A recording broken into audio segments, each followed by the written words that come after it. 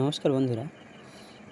আগের দিন আমি তোমাদেরকে কমিউনিকেশনের সংজ্ঞা দিয়েছি এবং কমিউনিকেশনের কিছু বৈশিষ্ট্য নিয়ে আলোচনা করেছি। আজকে আমি তোমাদের কমিউনিকেশনের কিছু টাইপ নিয়ে আলোচনা করব।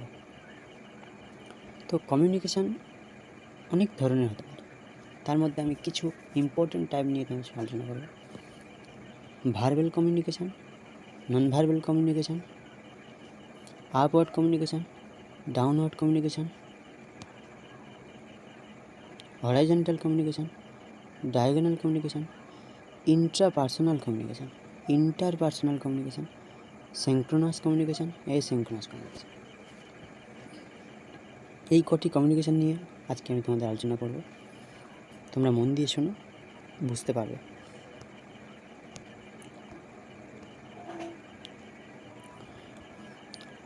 প্রথমে তোমাদের ভার্বাল কমিউনিকেশন নিয়ে আমি আলোচনা করব। ভার্বাল কমিউনিকেশনকে আমরা দুই ভাগে ভাগ করতে পারি। কী কী? Oral communication are written communication. Oral communication কি? মানে মৌখিক কমিউনিকেশন, মানে আমরা যখন কারোর সঙ্গে সামনাসামনি face to face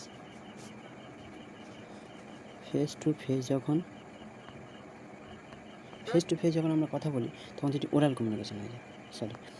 are written communication কি? আমরা যখন কোনো চিঠি লিখে টেক্সট করে, আমরা রিটেন কমিউনিকেশন কি? আমরা যখন হোয়াটসঅ্যাপে ডব্লিউবিতে মেসেজ করি না, SMS, আমরা হোয়াটসঅ্যাপে কিংবা ফেসবুকে যখন কাউকে মেসেজ করছি সেটা রিটেন কমিউনিকেশন হয়ে যায়। অর্থাৎ আমরা যখন প্রত্যক্ষভাবে কারোর সঙ্গে সামনাসামনি কথা বলবো তখন সেটি ওরাল কমিউনিকেশন হয়ে যাবে। আর রিটেন কমিউনিকেশন কি? আমরা যখন কোনো চিঠি লিখে SMS করে যখন কোনো, এটাও প্রত্যক্ষ হতে পারে, যখন চিঠি লিখে বা SMS করে যখন কোনো বার্তা প্রেরণ করবো সেটি রিটেন কমিউনিকেশন হয়ে যাবে। এই ওরাল কমিউনিকেশন কি? প্রত্যক্ষ হবে একদম, যেমন ফোন কলিং করে, ইন্টারভিউ দেখো, ইন্টারভিউ দিচ্ছে অনেক, ইন্টারভিউর মাধ্যমে ওরাল কমিউনিকেশন। আর ওরাল কমিউনিকেশন কি? ক্ষণস্থায়ী, কিন্তু এই কমিউনিকেশনের প্রামাণিকতা একদম নেই। কিন্তু রিটেন কমিউনিকেশন কি? এই দীর্ঘস্থায়ী, এর প্রামাণিকতা রয়েছে। দেখো, হোয়াটসঅ্যাপে আমরা চ্যাটিং করছি, চিঠি লিখছি, এগুলো কিন্তু দীর্ঘস্থায়ী থেকে যায়, এগুলো প্রামাণিকতা অনেক দীর্ঘস্থায়ী। তাহলে কি? ওরাল কমিউনিকেশান প্রত্যক্ষভাবে কারোর সঙ্গে মৌখিক কথা বলা, আর রিটেন কমিউনিকেশান কি? কারোর সঙ্গে চ্যাটে কথা বলা, চিঠি লেখা, এগুলো রিটেন কমিউনিকেশান। ওরাল কমিউনিকেশান কিন্তু ক্ষণস্থায়ী, এর প্রামাণিকতা নেই। আর রিটেন কমিউনিকেশান দীর্ঘস্থায়ী, প্রামাণিকতা আছে। নন ভার্বাল কমিউনিকেশান কেমন? নন ভার্বাল কমিউনিকেশান হলো যখন আমরা কথা বলা এবং চিঠি লেখা ছাড়াও আমরা যখন নিজের অনুভূতি, ইমোশান প্রকাশ করি কমিউনিকেশনের সময়, সেটি নন ভার্বাল কমিউনিকেশান হয়ে যাবে। কেমন? ধরো, কোনো বন্ধু দুঃখ পেয়েছে, তাকে টাচ করে তুমি তাকে বোঝানোর চেষ্টা করলে, কিংবা তোমার প্রেমিকাকে রাগ ভাঙাতে চাইছে, তাকে আলিঙ্গনের মাধ্যমে তাকে রাগ ভাঙালে, এই আর কি নন ভার্বাল কমিউনিকেশান। আবার নন ভার্বাল কমিউনিকেশান কেমন হয়? ধরো, তুমি কাউকে মজার ছলে অপমান করতে চাও, যেমন কি দেখা যাচ্ছে তোমার পাড়ার একটি ছেলে খুব বাজে দেখতে, তার সাথে তুমি তাকে বলে, খুব সুন্দর লাগছে তোকে, এত সুন্দর চেহারা করেছিস কীভাবে। এই যে তুমি তাকে টোন মেরে কথা বললে, এই টোন, তাকে প্রকৃত অর্থে তুমি প্রশংসা করলে না, অপমান করলে, কিন্তু এটিও নন ভার্বাল কমিউনিকেশানের মধ্যে পড়ে। বর্তমানে বেশিরভাগ মানুষ নন ভার্বাল কমিউনিকেশান করে বেশি। তো নন ভার্বাল কমিউনিকেশানের অনেকগুলি ভাগ আছে, তার মধ্যে যেমন বডি ল্যাঙ্গুয়েজ। আমরা বডি ল্যাঙ্গুয়েজ ব্যবহার করে আমরা নন ভার্বাল কমিউনিকেশান করি, যেমন কি কাউকে বেস্ট অফ লাগাতে থামস আপ ব্যবহার করি, ইত্যাদি। আচ্ছা, আবার কি কারোর স্যাডনেস দূর করতে তাকে টাচ করে, কিংবা না, কারোর স্যাডনেস আমরা কারোর স্যাডনেস ফেস দেখে আমরা বুঝতে পারি যে সে দুঃখে আছে। অর্থাৎ এটি বডি ল্যাঙ্গুয়েজ আর কি। তার বডি ল্যাঙ্গুয়েজ দেখে আমরা বুঝতে পারবো যে সে কেমন পজিশানে আছে। আর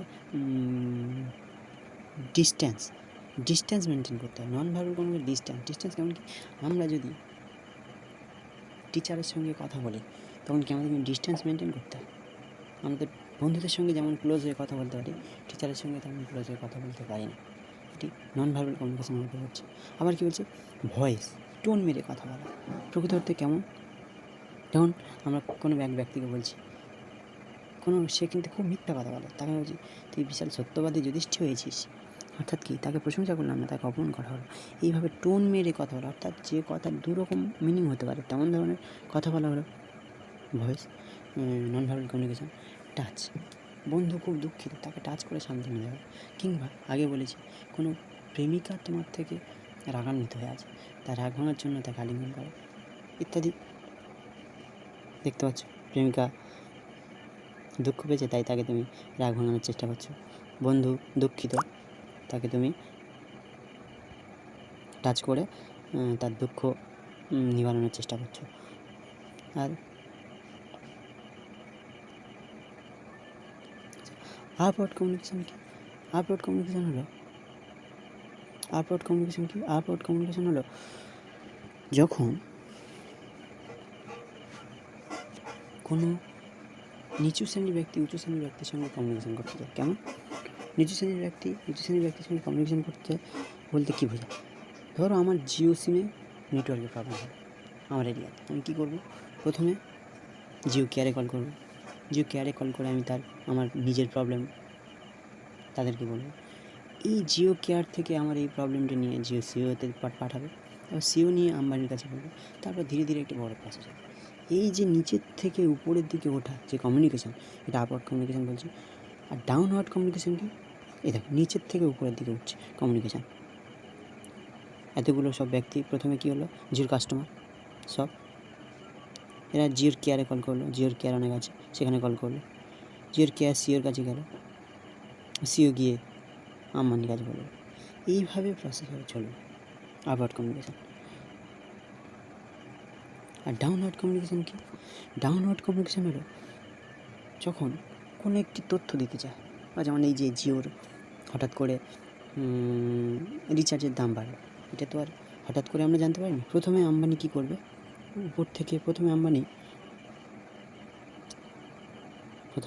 কী করবে, তার সিওকে পাঠাবে, সিও কী করবে, জিওর কেয়ারদের পাঠাবে, তারপর সেখান থেকে আমরা ক্লিয়ার হবে না। এটা কিন্তু হ্যাঁ, এটা তিনি অফিসিয়ালিভাবে প্রথমে আলোচনা করেছেন, তারপরে ঘোষণা করেছেন এটা হবে। কিংবা ধরো কারোর স্যালারি বেরিয়েছে, প্রথমে আম্বানি কী করবে, সিওকে জানাবে, জিও সিও তারপর তাদের কেয়ারের ম্যানেজারকে জানাবে, তারপর কেয়ারের ধীরে ধীরে এরা জানতে পারবে যে এদের স্যালারি বেড়েছে। এইভাবে যখন উপর থেকে নিচের দিকে কমিউনিকেশন হবে, সেই কমিউনিকেশন হচ্ছে ডাউনওয়ার্ড কমিউনিকেশন। হরাইজন্টাল কমিউনিকেশন কি? হরাইজন্টাল কমিউনিকেশন হলো যখন সেম লেভেল, হরাইজন্টাল বলতে কি, যে কমিউনিকেশান ম্যানেজারের মধ্যে কথা হবে, লেবারের মধ্যে হবে, অর্থাৎ কমিউনিকেশান যখন সমান্তরালে চলবে, সেই কমিউনিকেশান হরাইজন্টাল কমিউনিকেশান বলছে। যেমন তুমি তোমার বন্ধুর সঙ্গে কথা বলছো, বার্তালাপ করছো, সেটা হরাইজন্টাল কমিউনিকেশান হবে। কিন্তু তুমি যে টিচারের সঙ্গে যখন কথা বলবে, সেটা হরাইজন্টাল হবে না, সেটা আপওয়ার্ড কমিউনিকেশান হয়ে যাবে।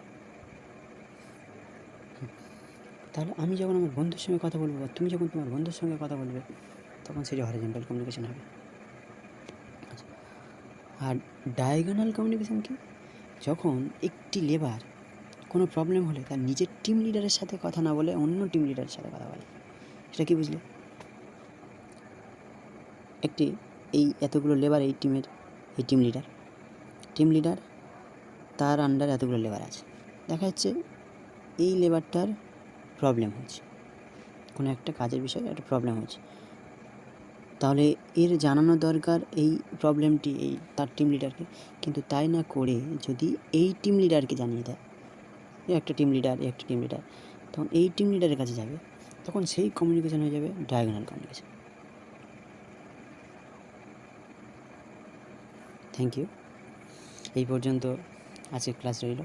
পরের দিন আমি তোমাদের আর যে দুটো কমিউনিকেশান বাকি রয়েছে, interpersonal communication, synchronous communication, asynchronous communication, এই 4টি কমিউনিকেশান নিয়ে আলোচনা করব এবং প্রিভিয়াস ইয়ার কোয়েশ্চেন নিয়ে কিছু আলোচনা করব।